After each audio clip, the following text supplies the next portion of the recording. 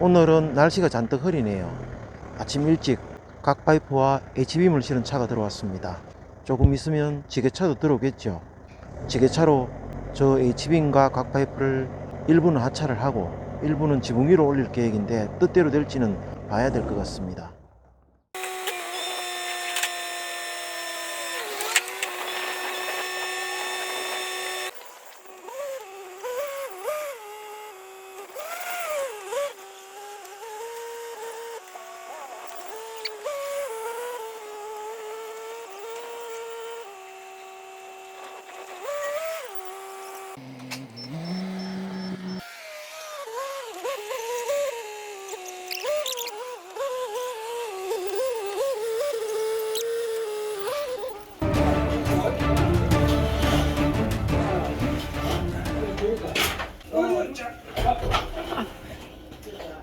됩니다. 자, 위로 주소. 그거를 저 용기만 놔두면 안 되나? 아, 지금 넣으면 안 돼.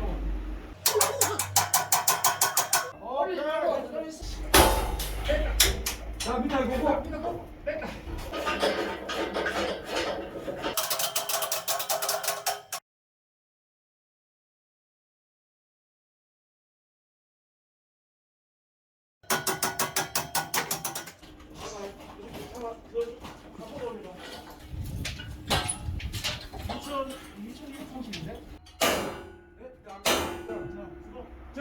저 쳐야 돼.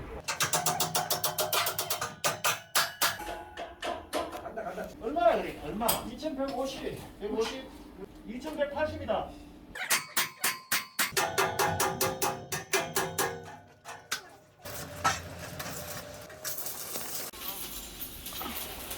아까는 50인데.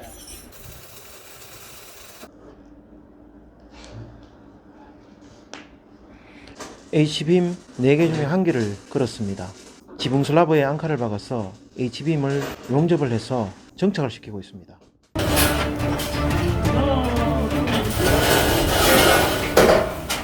자, 그리고 하나, 둘, 셋. 이거 하나, 둘, 셋. 하나, 둘, 셋. 이거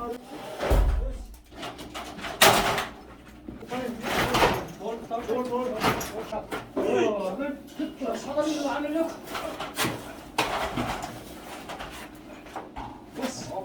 자, 이거 잡고 있을게요.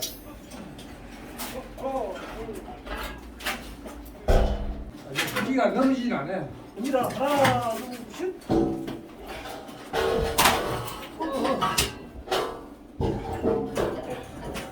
딱 걸었어, 딱 걸었어. 자, 형, 하나, 둘. 4개 중에 두 번째 H빔도 걸었습니다. 첫 번째 H빔처럼 상부 지붕 슬라브에 앙카를 박아서 H빔을 정착을 시켰습니다. 시작이 반이란 말이 있죠. 4개 중에 1개를 걸면은 이미 반 정도 됐다고 보면 됩니다. 첫 번째 H빔을 걸 때 H빔을 거는 방법을 연구해가면서 해야 되기 때문에 시간이 제일 많이 걸립니다. 1개를 제대로 걸면은 뒤에 H빔들은 걸기가 쉽습니다. 하지만 4번째는 항상 긴장이 됩니다. 첫 번째 할 때는 아무래도 처음이니까 전부 다 조심을 하게 됩니다. 근데 마지막에는 아무래도 조금 방심하는 경향이 있기 때문에 마지막 할 때가 제일 사실은 위험합니다.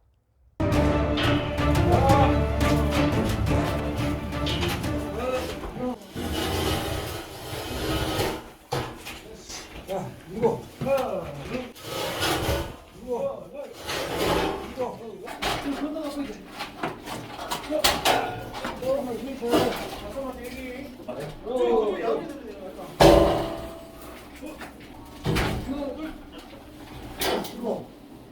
자, 쉬고. 됐다. 그래도 같이 가, 잠깐만.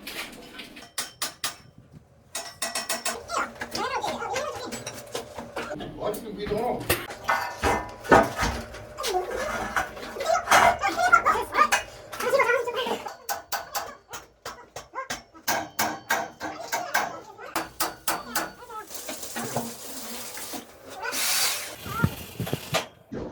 세 번째 H빔도 설치가 완료되었습니다. 이제 1개 남았네요. 마지막 1개. 정말 조심해야 됩니다.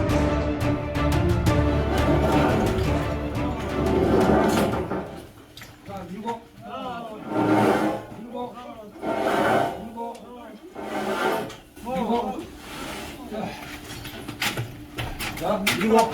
하나, 밀고. 하나, 둘. 됐어요. 야.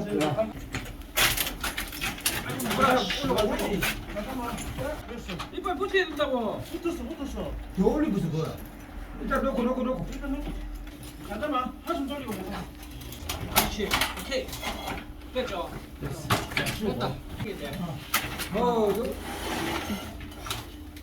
좀 더. 자, 씌우고. 자, 한숨 돌리고. 그냥 잘 잠깐 한숨 더 쉬고 하자. 자, 준비됐어요. 같이 있는 거 자, 하나, 둘. 더 볼까요? 그러면 밀어야 되는데. 이거 다 안 돼. 아이고. 닫기. 니라. 일단 걸쳐요. 일단 밀어봐요. 일단 걸쳐. 자, 자질하면 보자. 저 위에 벽에 위에 딱 붙여버려. 이빨이네. 그 미장이나 닫게 이제. 얘는 미약한 거다. 이거 공부가 크다. 안 들어가잖아. 옆에 있는 거 갔는데 왜 안 나가나 보자. 여기가 좁아. 고추장 조금 까시고 한번 내려 올리고. 아니 여면 돼. 아, 저 밑에 몰타 좀 까쁘니 이랑 깊다.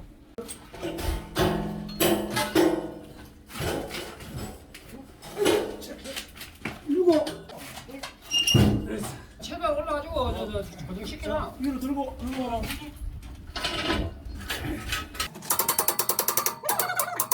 철가 절로 가가지고 지금 걸로 가요.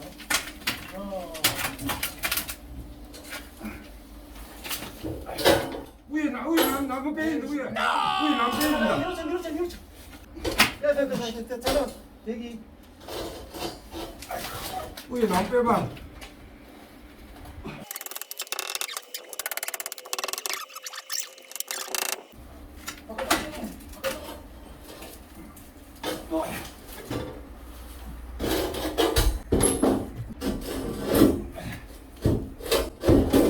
들어가네.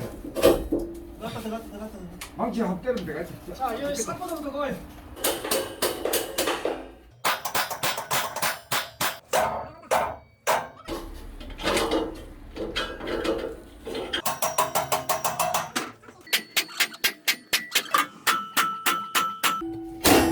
아이 몰라 못쓰겠다.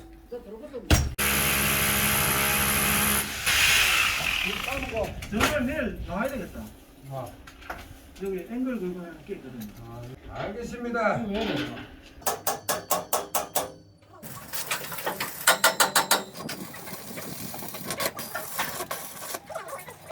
H빔 4개 중에 마지막 네 번째 H빔 시공을 완료했습니다.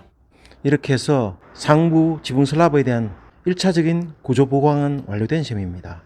내일 와서 뒤틀림을 방지하기 위한 가시 보강을 해야 되겠죠.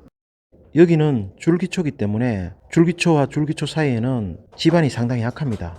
그래서 저 거실과 큰 방 사이에 벽이 있을 자리는 각파이프를 넣고 그 각파이프 자체를 목조주택의 토대처럼 사용을 했습니다. 철골조나 경량철골조 하부에는 베이스 플레이트를 쓰는 게 원칙이지만은 여기는 베이스 플레이트가 의미가 없습니다. 하부 지반이 너무 약하기 때문에 지붕 슬라브의 하중을 생각하면은 펀칭이 될 수 있겠죠. 쉽게 얘기하면은 저 각파이프가 목조주택의 토대 역할을 하고 그 토대를 받치기 위해서 철근을 넣어서 저렇게 부분적이지만 줄기초처럼 콘크리트를 타설을 했습니다. 하부에 H빔이나 각파이프를 사용하지 않고 왜 사포드를 사용하는지 물으시는 분들이 있습니다. 좌측편에 H빔 기둥을 한 개를 설치하는 것보다도 사포드 5개가 훨씬 힘을 더 받을 겁니다. 왜냐하면 하중을 분산해서 받기 때문에 그렇습니다. 보시는 이 부분이 원래 12자 11자짜리 방과 방 사이에 벽이 있던 자리입니다. 벽이라기보다는 미석인 문이 있었으니까 공간 구역이 되었던 자리죠. 그래서 이 부분을 철거를 하고 큰 방으로 사용하기 위해서는 12자 11자짜리 방은 너무 작기 때문에 석자를 키웠는 셈이죠. 그러면은 11자 크기의 방이 16자 크기의 방으로 되는 셈입니다. 원래 이 부분은 거실과 화장실 사이에 내력벽이 있던 자리입니다. 이 내력벽을 뜯어냈기 때문에 구조 보강을 할 수밖에 없었습니다. 상부에 테두리보도 보이고 하부의 벽을 뜯어낸 블록도 보입니다. 그래서 보시는 것처럼 H빔 4개를 보강을 해서 저 상부의 지붕 슬라브를 받치도록 구조 보강을 했습니다. 저 H빔들은 보시는 것처럼 상부에 내력벽이 정착이 되어 있고 하부는 각각 사포드가 받치고 있습니다. 위쪽도 마찬가지입니다. H빔의 끝부분에 테두리 보가 있지만은 단순히 정착을 시켜놨을 뿐이지 저 테두리 보를 믿을 수가 없기 때문에 저렇게 하부 쪽에 사포드를 받쳐서 기둥 역할을 하도록 했습니다. 저 사포드는 거실과 큰방 사이에 있는 그 벽 사이에 들어가서 영원히 존치가 되는 거죠. 저 사포드 뒤쪽 테두리 보 쪽으로 날아간 90cm H빔은 사실은 캔틸레버가 되는 셈이죠. 임시로 받쳐놓았던 사포드는 지금 70~80%는 다 제거를 했습니다. 하지만 방 중간에 있는 저 사포드 그리고 저 중간에 있는 사포드 두 개 이런 부분들은 이 구조물에 충격을 줄 수 있기 때문에 시간차를 두고 해체를 할 계획입니다. 이 사포드 핀은 보시는 것처럼 이렇게 헐겁습니다. 헐거운 이유가 이쪽 거를 많이 쪼으면 이쪽이 헐거워지고 그리고 이쪽도 헐거워집니다. 그래서 내일 한 번 더 쪼우고 지붕 하중이 충분히 H빔을 통해서 이 사포드에 실리고 난 다음에 여기를 다 용접해서 붙일 계획입니다. 그래서 완전 원형 기둥이 되도록 그렇게 할 계획입니다. 물론 뭐 오늘 하면 안 되느냐고 하지만은 시간이 지나면은 아마 저 상부의 지붕 슬라브도 조금은 처짐이 생길 거라고 생각을 합니다. 그래서 그 처짐이 발생하고 난 다음에 이 부분을 다시 쪼아서 용접을 해서 붙일 계획입니다.